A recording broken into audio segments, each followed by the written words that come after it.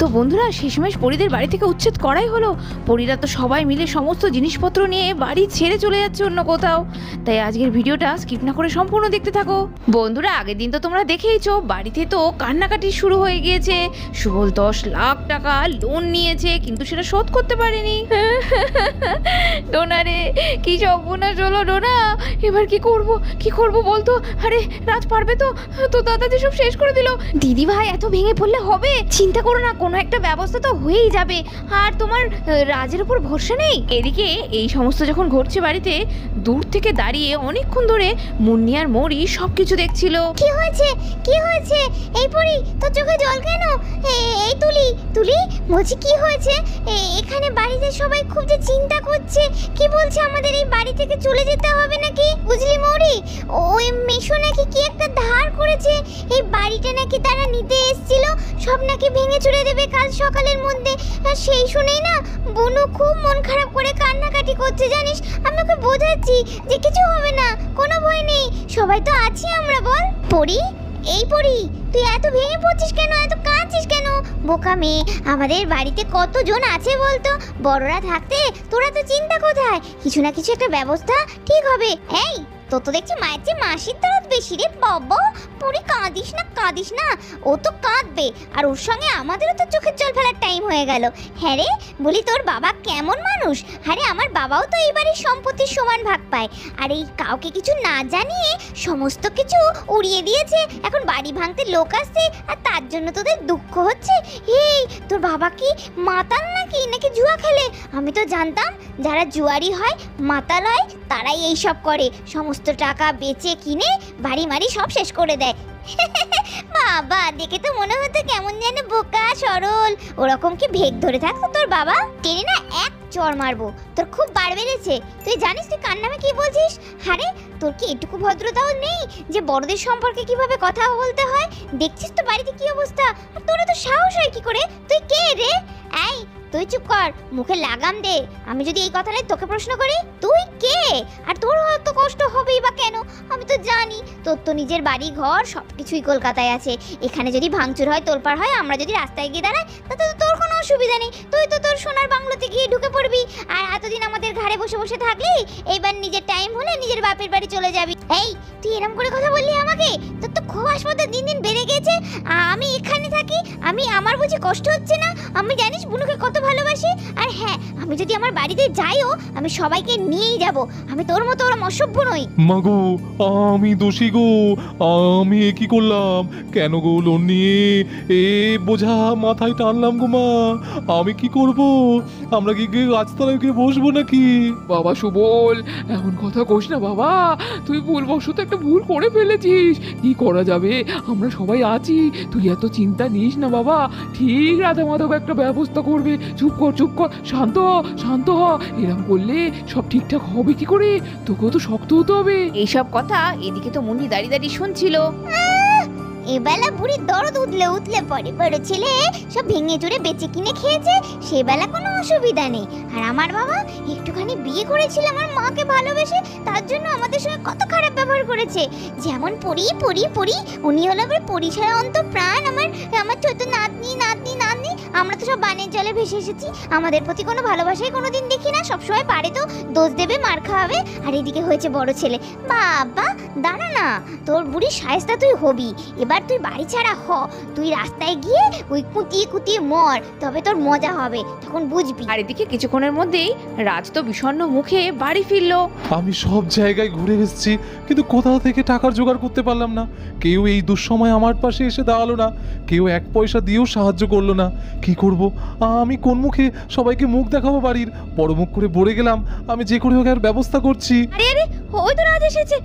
Hago বলছি কিছু ব্যবস্থা করতে পারলে টাকা পয়সার। না ডোনা, আমি কিচ্ছু পারলাম না, আমি কিচ্ছু জোগাড় করতে পারলাম না। কি করবো ডোনা? ডোনা এবার কি করবো? এইসব কি শুনছি? এই তুমি তো আমাদের শেষ ভরসা ছিলে গো, এবার কি হবে তাহলে?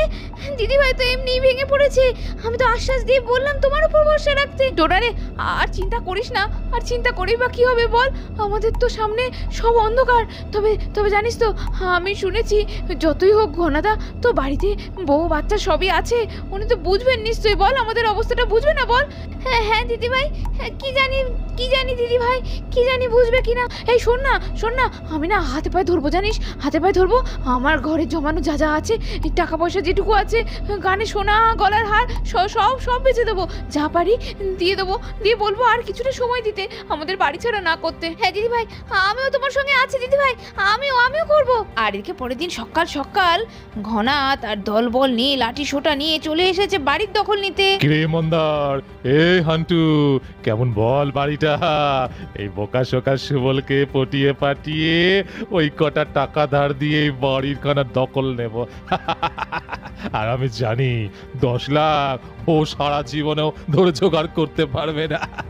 বস, তুমি যা আইডিয়াটা করেছো না, হেভি আইডিয়া। এই বাড়িখানা তো আমাদের হেভি আড্ডাখানা বসবে। ঝাক্কাস!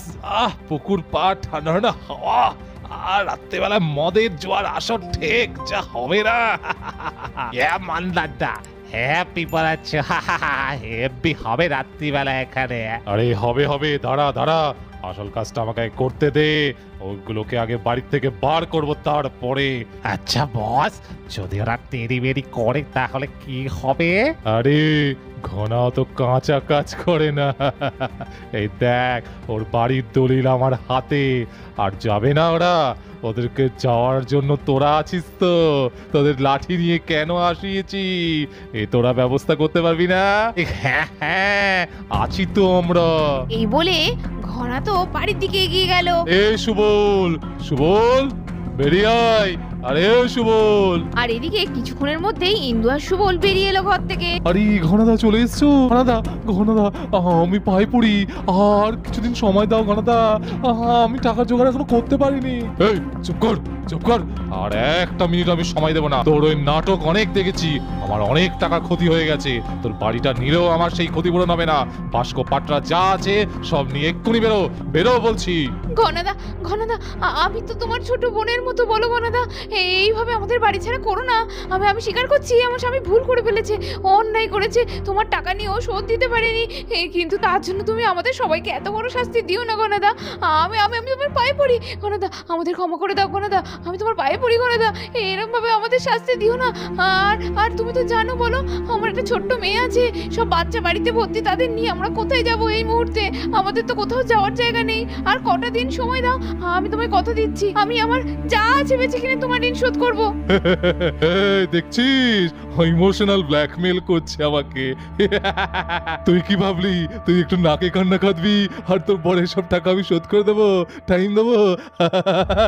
1 মিনিটও নয়, তোরা এক্ষুনি বাড়ি থেকে বেরোবি, না হলে তোদের এখান থেকে টন মেরে টেনে হিজড়ে বাড়ি থেকে বের করে দেবো। এই তোরা কি করতে এখানে এসছিস? তোরা এখানে মজা দেখতে নিয়ে এসছিস নাকি? নে, সব টন মেরে টেনে হিজড়ে বাড়ি থেকে টেনে ফেল। তোমরা কিছু ফেলবে না, আমার বাড়ি কোনো জিনিসপত্র হাত দেবে না। আমি বেঁচে থাকতে আমার সামনে দিয়ে আমার বাড়িতে কোনোভাবে তোমাদের ঢুকতে দেবো না। এই তোর তো দেখছি খুব সাহস হয়েছে, এই লাঠির বাড়ি দুটো পড়লে না তোর হিরোগিরি বেরিয়ে যাবে। টাকা ছাড়, নাহলে এখান থেকে বাড়ির থেকে দূর হট সব নিয়ে। এদিকে তো মন্দার আর সুবলের ধস্তাধস্তি হতে লাগলো, আর এই মুহূর্তে এদিকে হান্টু তো বাড়ি ভাঙচুর করতে লাগলো, সব ফেলে দিতে লাগলো, যা যা ছিল জিনিসপত্র। এরকম করবেন না দাদা, এরকম করবেন না, এরকম ভাঙচুর করবেন না, এরকম ফেলবেন না, আমি আপনাদের পায়ে পড়ছি। দাদা, আপনি এরকম করবেন না, ওকে বারণ করুন এসব করতে। আমার সংসার এরকম ভাবে তছনছ করবেন না দাদা। কোনো মতেই নয়, ওরা এই বাড়ির থেকে সব কিছু ছুঁড়ে ফেলে দেবে।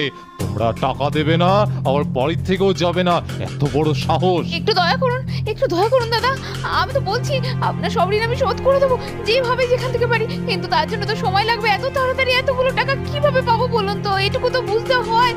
আমাদের একটু দয়া করুন, ওকে ছেড়ে দিন, ওকে ওরম করবেন না দাদা। দাদা দাদা ওকে ছেড়ে দিন, ওর কোনো দোষ নেই, আমি তো বলছি সব দিয়ে দেবো। এই তোরা ছাড়বি না ওকে যতক্ষণ না আমি বলছি। মার ওকে আর সারা বাড়িটা লন্ডমন্ড করে দে, সবকিছু ছুঁড়ে ছুঁড়ে ফেল যতক্ষণ না আমি বলছি। আরে আরে কি হচ্ছে কি হচ্ছে ঘোড়াদা, এইসব লন্ডমন্ড করো না। আর এদিকে দাদা ভাইকে মারছো কেন তোমরা? ছেড়ে দাও ছেড়ে দাও। এই দাঁড়া দাঁড়া দাঁড়া, ছেড়ে দেবে মানে আগে বাড়িটা খালি কর, না হলে তোদের কাউকে ছাড়বো না বলে দিচ্ছি। আচ্ছা আমরা বেরিয়ে যাচ্ছি, আমরা বাড়ি ছেড়ে চলে যাচ্ছি। আমাদের সব গোজাজ করে নিতে দাও, গোজাজ করে নিতে দাও, আমরা সব জিনিসপত্র নিয়ে এখান থেকে বেরিয়ে যাবো। এই তো পথে এসো বাছা, পথে এসো। এবার একটা টাইম দিলাম, এবেলার মধ্যে গোজগাজ করে বেরিয়ে যাবি। ও বেলা এসে যদি দেখি না তোরা বাড়িতে রয়েছিস, এক একটা লাশ এখানে পুঁতে দেবো। ঘনাদা আমি কথা দিচ্ছি, আমরা যত তাড়াতাড়ি সম্ভব আজকের মধ্যে এই বাড়ি ছেড়ে চলে যাবো, এই বাড়ি ছেড়ে চলে যাবো। এই সব ছেড়ে দে, চল চল, ওরা চলে যাবে বলেছে, না হলে ও বেলা অনেকগুলো লাশ ফেলতে হবে। এই বলে সদল বলে ঘনাদারা তো বাড়ি থেকে চলে গেল। ভাই রে, আমি কিছু করতে পারলাম না, আমার জন্য তোদের সবাইকে পথে বসতে হচ্ছে, আমার জন্য সব হয়ে গেল রে। চিন্তা করিস না রে দাদা, একটা না একটা ঠিক ব্যবস্থা হয়েই যাবে। আচ্ছা তোরা সবাই বাড়িতে গোছগাছ করে নে, জিনিসপত্র সব বাঁধতে থাক, আমি একটা গাড়ি নিয়ে আসছি, গাড়ি নিয়ে তো বেরোতে হবে। রাজ যাও যাও তাহলে গাড়ি নিয়ে আসো, আর কিছু করার নেই ডোনা রে, আর শেষ রক্ষে হলো না আমাদের বাড়িটার। এই বলে রাজ তো গাড়ির খোঁজে বেরিয়ে গেল, আর এদিকে কিছুক্ষণের মধ্যেই রাজ তো গাড়ি নিয়ে চলে আসে। আচ্ছা এই তো গাড়ি নিয়ে চলে এসেছি। বৌদি ভাই ডোনা তোমরা সব যাও যাও যাও, ঘরে জামা কাপড় যা যা জিনিসপত্র আছে সব নিয়ে চলে এসো, গাড়িতে তুলে নাও। রাজ এই একটা গাড়িতে আমাদের বাড়ির এতগুলো মানুষ, সবার এত জিনিস কি কি করে যাবে একবারে? এও তো সম্ভব না বলো। আর এগুলো নিয়ে গিয়ে রাখবোই বা কোথায়, নামাবে কোথায় ওরা? বৌদি ভাই আপাতত কোনো জায়গা নেই, ওই খালপাড়ের ধারে মাঠের ধারে যে গাছতলা আছে ওখানে অনেকটা জায়গা ফাঁকা আছে, ওইখানে আজকে আপাতত আমাদের রাতটা কাটাতে হবে। আমি যে করে হোক ট্রিপল ব্যবস্থা করে ওখানে কিছুদিনের জন্য থাকবো। এই বলে রাজ আর সুবল মিলে ঘরের মালপত্রগুলো এক এক করে গাড়িতে বোঝাই করতে লাগলো। নে আর একটু ঠেল, আর একটা জিনিস তাহলে গাড়িতে উঠে যাবে। হে রাধা মাধব, আমি তোমার কি ক্ষতি করেছিলাম যে বুড়ো বয়সে এইভাবে আমাকে বাড়ি থেকে চলে যেতে হচ্ছে? বলো দেখি, আমি কি করি? এই শেষ সম্বলটা আমাকে নিয়ে যেতে হবে। এদিকে ইন্দু এক এক করে সমস্ত বাসন কোসনগুলো তুলতে লাগলো। ইন্দু আর টোনা মনের দুঃখে সব জিনিসপত্র এক এক করে গাড়িতে তুলে দিতে লাগলো। রাজা সুবলকে একইভাবে হেল্প করতে লাগলো, আর দেখতে দেখতে কখন যে গাড়ি বোঝাই হয়ে গেল টেরই পাওয়া গেল না। আচ্ছা আর না গাড়িতে এর থেকে বেশি আর লোড করা যাবে না, এই কটা মাল আগে নামিয়ে রেখে আসি, তারপরে বাকি মাল কটা নয় নিয়ে যাব। সব নিয়ে গেল, সব নিয়ে যাচ্ছে ওরা। সব কিছু ছেড়ে আমায় যেতে হচ্ছে। বৌমা, ও বড় বৌমা, আমার শরীরটা খারাপ করছে বড় বৌমা। মা নিজেকে সামলান, আমরা কি ভালো আছি মা, সব ঠিক হয়ে যাবে। ওই ওপরে না একজন আছে সব দেখছে, সে ঠিক একটা সুরাহা করবে। কিছুদিন একটু কষ্ট করলেই হবে মা, আপনার কোনো অসুবিধা হবে না, আমরা তো আছি, আমি ডোনা রাজ ও সবাই মিলে সামলে নেব। হ্যাঁ মা, দিদি ভাই একদম ঠিক কথা বলছে, আপনি এরকম ভাবে ভেঙে পড়বেন না মা, আমরা তো আছি, আপনার চিন্তা কোথায়, আপনি তো একা নয়। তো বন্ধুরা শেষমেশ পরিদের তো বাড়ি ছেড়ে চলে যেতেই হচ্ছে। রাজার সুবল এক এক করে মালপত্র তুলে গাড়ি করে তো নিয়ে অন্য কোথাও চলে যাচ্ছে। তো এরপর কি হতে চলেছে দেখতে গেলে পরের এপিসোডগুলো মিস করো না। আর ভালো লাগলে সাবস্ক্রাইব করে দাও টাইনি ভিলেজ স্টোরি। আজকের মতো এখানে শেষ করছি গল্পটা, টাটা।